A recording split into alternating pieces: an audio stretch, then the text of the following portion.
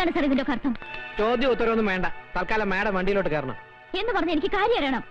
Sorry.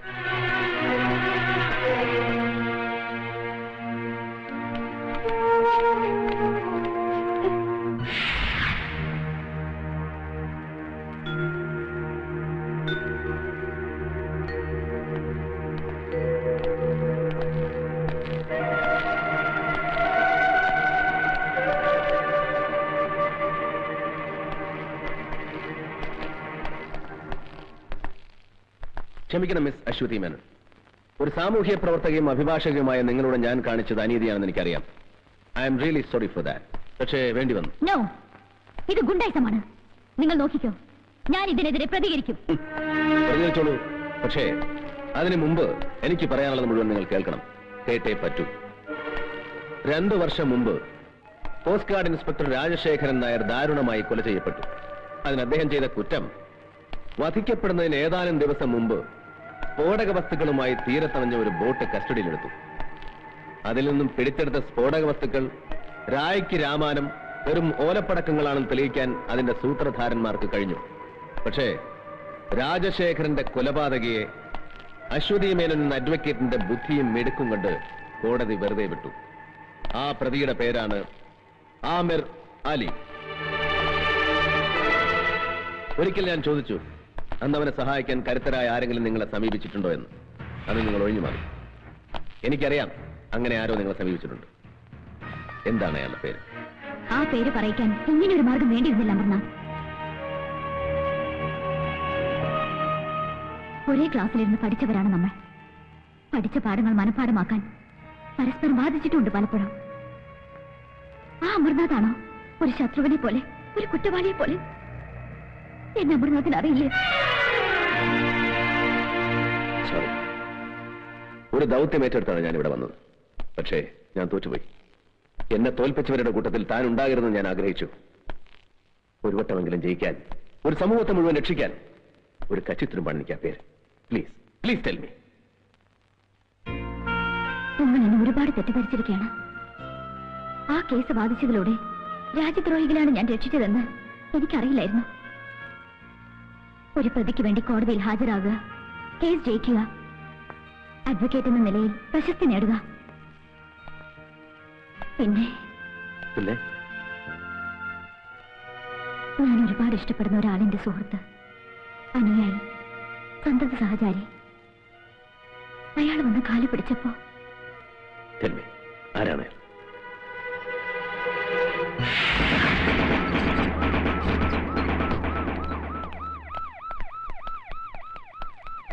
എന്താ? എന്ത് വേണം? എനിക്ക് വീടൊന്ന് പരിശോധിക്കണം. പരിശോധിക്കാൻ? ഞാൻ ആരാണെന്ന് എനിക്കറിയോ? അറിയാം, മന്ത്രിയാണെന്നറിയാം. അതുകൊണ്ടാണ് സ്പെഷ്യൽ സാങ്ഷൻ ഇവിടെ വന്നിരിക്കുന്നത്. നോ പറയരുത്. അർത്ഥണ്ട സാർ, പ്ലീസ്.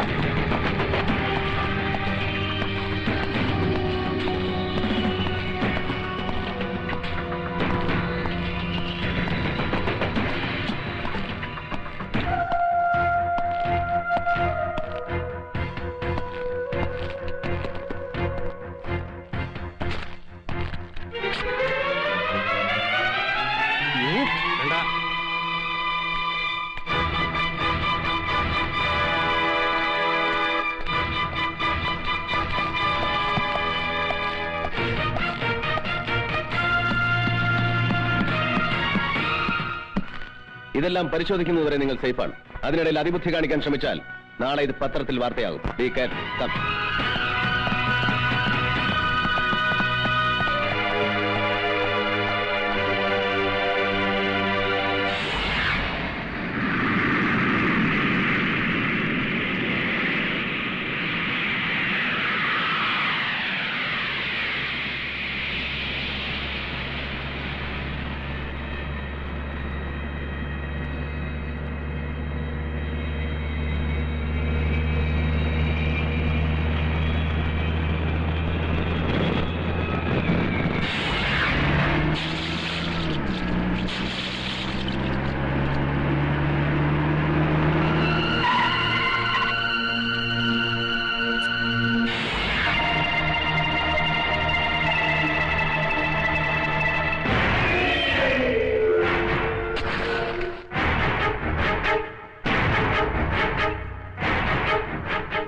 नाम था उस कमीने इंस्पेक्टर का?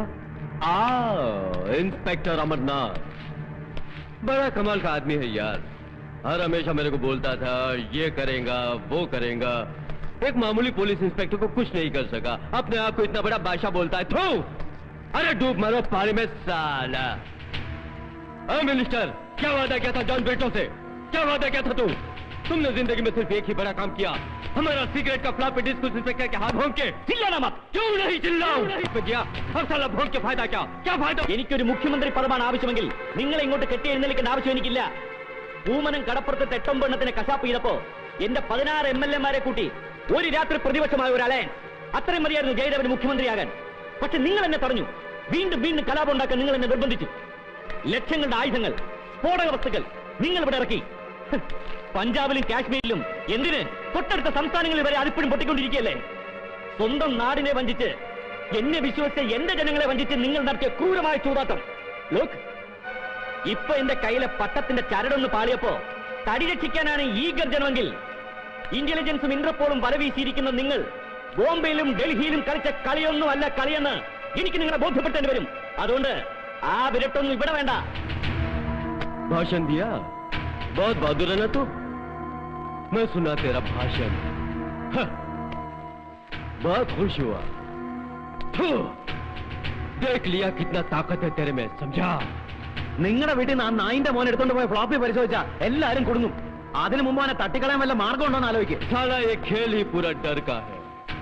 जहां पब्लिक हमारे से डरना बंद कर दिया, हमारा खेल खत्म।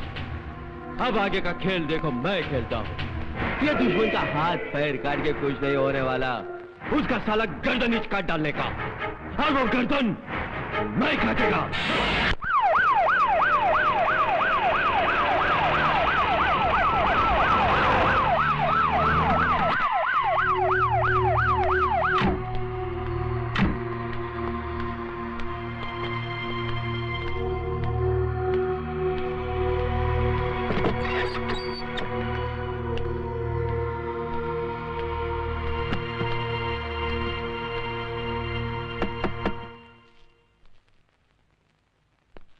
ഒരു കത്ത്.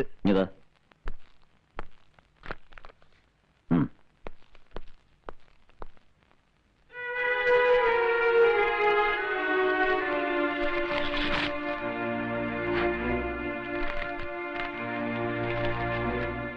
ഞാനിപ്പോൾ ശത്രുവിന്റെ പട്ടികയിലാണെന്ന് എനിക്കറിയാം.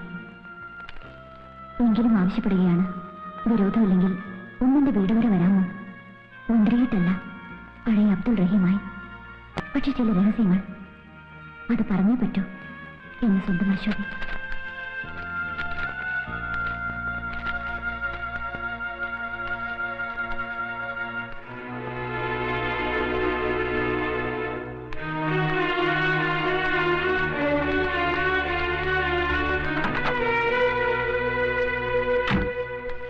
ഒരു ടാക്സി വിളിച്ചിട്ടുണ്ട്. ശരി. ഇല്ല, ഞാൻ അങ്ങനെ ഒരു കത്ത് എഴുതിയിട്ടില്ല. അല്ലെങ്കിൽ തന്നെ ഇങ്ങനെ ഒരു കത്ത് എഴുതാനും ഒരുപാട് തിരക്കുള്ള ഒരാളെ വീട്ടിൽ വിളിച്ചു വരുത്തുവാനും ഞാൻ ആര്? പ്രത്യേകിച്ച് ഒരു ശത്രുവായി ഞാൻ. പ്ലീസ്, അതിലേക്കൊന്നും ഇപ്പൊ കടക്കണ്ട. വിധി നമ്മെ ഒരുപാട് അകറ്റിയിട്ടുണ്ട്. അതിലൊരു പക്ഷേ നമ്മുടെ ആദർശങ്ങൾക്ക് പങ്കുണ്ടാവാം, ഈ സമൂഹത്തിന് പങ്കുണ്ടാവാം. എന്നിട്ടും ചതിക്കാൻ കരുക്കളൊരുക്കി കാത്തിരിക്കുകയാണ് ഇപ്പോഴും ചിലർ. അതിന്റെ സാക്ഷ്യപത്രമാണ് ഈ കത്ത്. ജീവിച്ചിട്ടില്ല ഞാൻ. ജയിച്ചും തോറ്റും പിടിച്ചിറക്കി ആദർശത്തെ മുറുകെ പിടിച്ചുകൊണ്ടുള്ളൊരു പടയോട്ടം. തിരിഞ്ഞു നോക്കുമ്പോ ജീവിതം മാത്രം.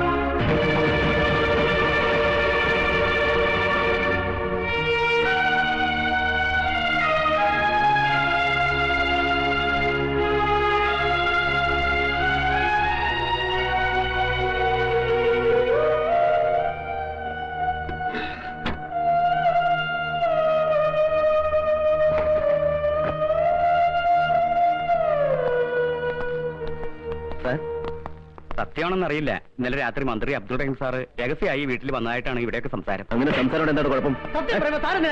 ദേഷ്യപ്പെട്ടെന്താ? താൻ വെറുതെ ആളുകളോട് ചൂടാകണ്ട. പ്രശ്നത്തിന്റെ പോക്ക് മുഴുവൻ അബ്ദുൾ റഹീം സാറിന്റെ ലക്ഷ്യം വെച്ച.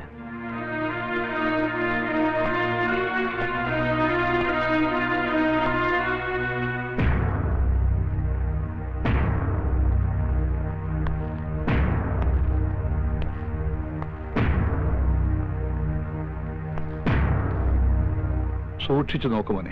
ഈ ഫോട്ടോയിൽ കാണുന്ന സാറ് തന്നെയല്ലേ ആന്റിയെ കാണാൻ അവിടെ വന്നത്? അതെ. വേറെ ആരും അവിടെ വന്നിട്ടില്ലല്ലോ. ഇല്ല. അയാൾ വന്നെന്തോ ആന്റിയോട് ചൂടായി സംസാരിച്ചു അല്ലേ മോനെ? മോൻ പറഞ്ഞു. ഇത് കൊച്ചുകുട്ടിയല്ലേ സാർ, അവർ തമ്മിൽ സംസാരിക്കുന്നിടയ്ക്ക് ഉറങ്ങിപ്പോയിന്ന് ഈ കുട്ടി തന്നെ പറഞ്ഞില്ലേ സാർ? മിസ്റ്റർ രാമേന്ദ്രൻ, ക്രൈംബ്രാഞ്ചിന് കൈമാറിയ ഒരു കേസാണിത്. പിന്നെ നിങ്ങളെയൊക്കെ വിളിപ്പിച്ചത് സംഭവങ്ങളുടെ പ്രീവിയസ് പൊസിഷൻ എന്തായിരുന്നു അറിയാനാ, അല്ലാതെ ആരോടൊക്കെ എന്തൊക്കെ ചോദിക്കണം, എങ്ങനെ അന്വേഷിക്കണം എന്നുള്ള ബുദ്ധി പറഞ്ഞു തരാൻ വേണ്ടിയല്ല. സാർ 4ാം ക്ലാസ്സിൽ പഠിക്കുന്ന ഒരു കുട്ടിയാണത്. നിങ്ങൾ എന്തിന് എമോഷണൽ ആകണം മിസ്റ്റർ? ഇമോഷണൽ ആവും സാർ. കാരണം പലപ്പോഴും ഇയാൾ ഒരുപാട് സംരക്ഷിച്ചുള്ള ഒരു മിനിസ്റ്ററാ. ഒരാപത്ത് വരുമ്പോ പിന്നെ തിരിച്ചു നന്ദി കാണിക്കണമല്ലോ, അല്ലേ? അത് തോന്നിയത് കൊണ്ടാണ് ഈ കേസ് ഇത്രയും പെട്ടെന്ന് ക്രൈംബ്രാഞ്ചിന്റെ കൈകളിലെത്തിയത്. അതിനെക്കുറിച്ചൊന്നും പറഞ്ഞു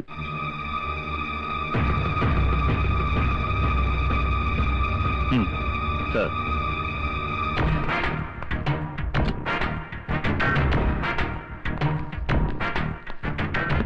ഇതാണ് സാർ മിനിസ്റ്ററുടെ PA.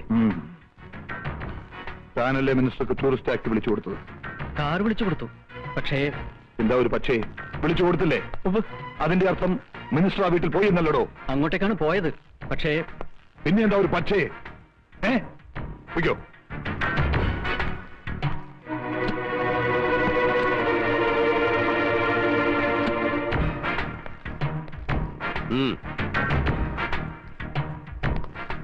തന്റെ വണ്ടിയിലാണ് മന്ത്രി അശ്വതിയുടെ വീട്ടിലേക്ക് പോയത്. അതെ. താനാണ് തിരിച്ചു കൊണ്ടുവന്നതും. അതെ, പോയ പോലെയല്ല മന്ത്രി തിരിച്ചു വന്നത്, അല്ലേ? അദ്ദേഹം ആകെ പരിഭ്രമിച്ചിരുന്നു. വല്ലാത്തൊരു ഭാവമായിരുന്നു മന്ത്രിയുടെ മുഖത്ത്.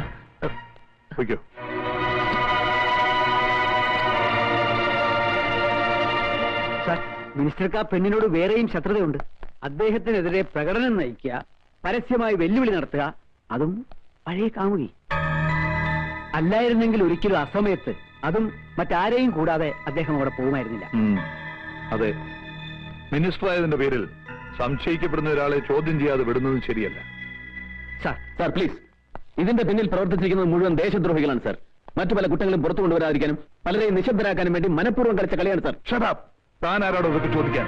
കാക്കിക്കുപ്പായി മണിച്ച് എല്ലാവരെയും രക്ഷിക്കാൻ വേണ്ടി ദൈവം ഭൂമിയിലേക്ക് ഇറക്കി വിട്ട ദൈവപുത്രന. ബാക്കിയുള്ളവരൊക്കെ മണ്ടന്മാരല്ലേ?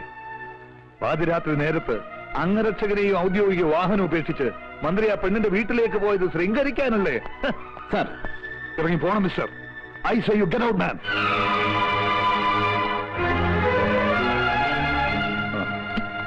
തൽക്കാലം അബ്ദുൾ റഹീമിനെ കസ്റ്റഡിയിലെടുക്കാൻ വേണ്ട നടപടികൾ പൂർത്തിയാക്കുന്ന ശേഷം എന്നെ അറിയിക്കൂ. കസ്റ്റഡിയിലെടുക്കാൻ പോകുമ്പോ പ്രകോപനം ഉണ്ടായേക്കാം. Then you seek their help. Okay? Sir.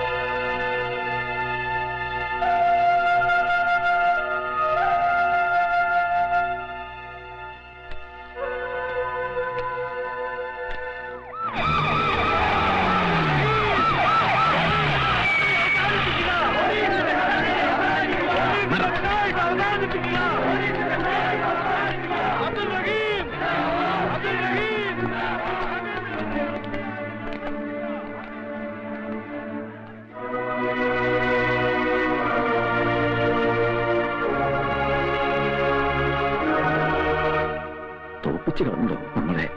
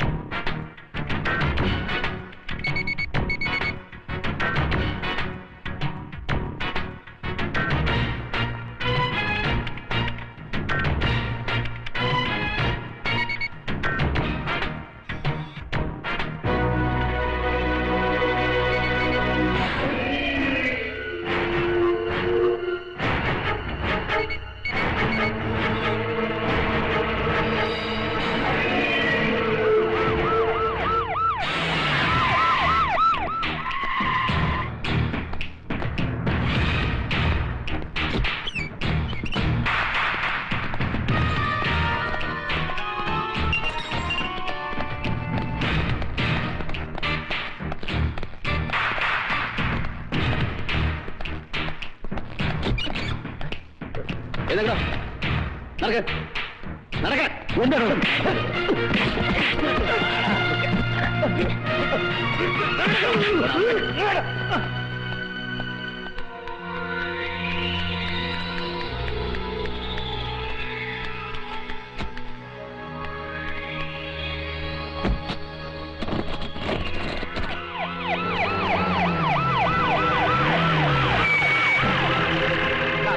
മറ്റേ വണ്ടി ഇങ്ങോട്ട്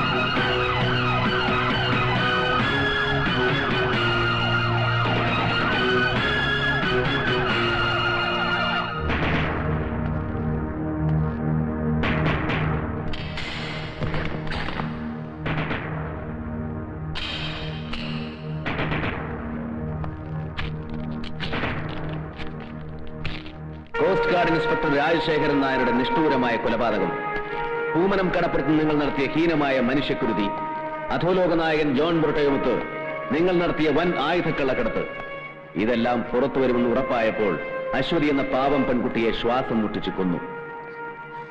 ആ കുറ്റം അബ്ദുൾ റഹീമിന്റെ തലയിൽ കെട്ടിവെച്ച് 24 മണിക്കൂറിനുള്ളിൽ അയാളെ തടവിലാക്കി എന്നെ നിശ്ചലനാക്കാൻ നിങ്ങൾ കാണിച്ച ബുദ്ധി ആരുടേതാണെന്ന് എനിക്കറിയാം.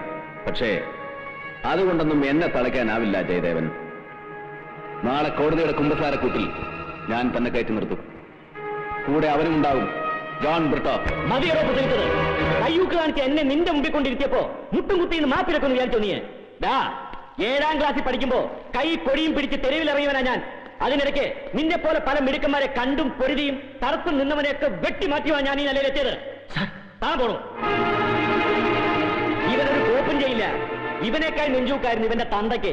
എന്നിട്ട് എന്ത് പറ്റി? ഒരു പഴമ്പായി പൊതിഞ്ഞ് ഇവന്റെ മുമ്പിൽ വെച്ചു വിട്ട ചാരവസ്തിയും സ്വന്തം തന്തയുടേതായിരുന്നു എന്ന് ഉറപ്പുണ്ടോ നിനക്ക്? ഒപ്പം കത്തിക്കരിഞ്ഞ ഏതോ തീറ പോലീസുകാരന്റെ അസ്ഥിയെടുത്ത് ശേഷക്രിയ നടത്തേണ്ടി വന്നവനല്ലേടാ നീ. ഇനി പറ, അച്ഛന്റെ ചരിത്രം ആവർത്തിക്കണോ നിനക്ക്? പാവല്ലേ നിന്റെ അമ്മ.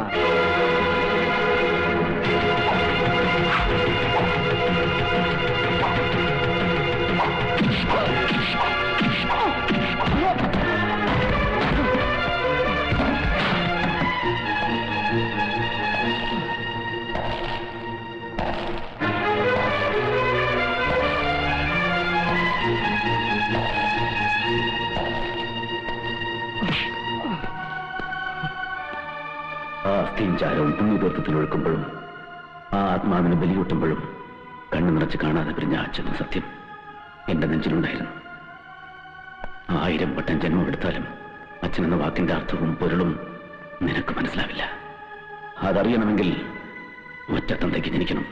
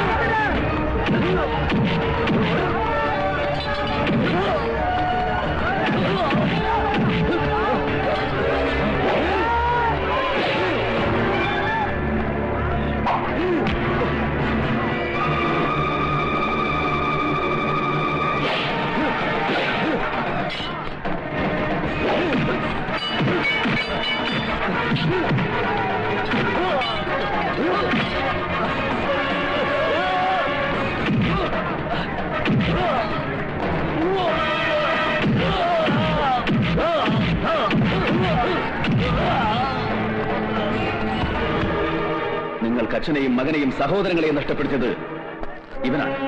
മതത്തിന്റെയും ജാതിയുടെയും പേരിൽ ഇവിടെ നടന്ന കൂട്ടക്കൊലകളുടെ മുഴുവൻ പിന്നിൽ പ്രവർത്തിച്ചത് ഇവനാണ്.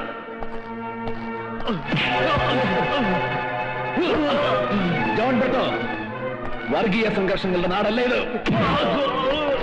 തീവ്രവാദത്തിന്റെ വിത്ത് വിതച്ചാലും മുളയ്ക്കുന്ന വിളഭൂമിയല്ല ഇത്. അക്ഷരം പഠിക്കുന്ന ആദ്യ പാഠത്തിന്റെ ആദ്യ താളിൽ നിന്നും മനഃപ്പാഠമാക്കിയ, ദേശസ്നേഹത്തിന്റെ അമൃതാക്ഷരങ്ങൾ ജപമന്ത്രമാക്കിയ ദേശസ്നേഹികൾ വാഴുന്ന നാടാണോ ഇത്? ഈ പവിത്ര ഭൂമിയിൽ ചോരത്തുള്ളികൾ വീട്ടി ലാഭം കൊയ്യാൻ ആരെയും അനുവദിക്കില്ല ഞങ്ങൾ.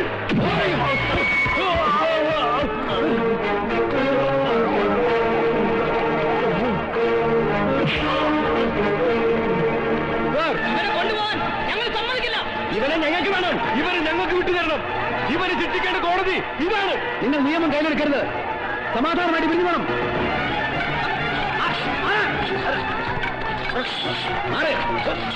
പിരിഞ്ഞു പോവാൻ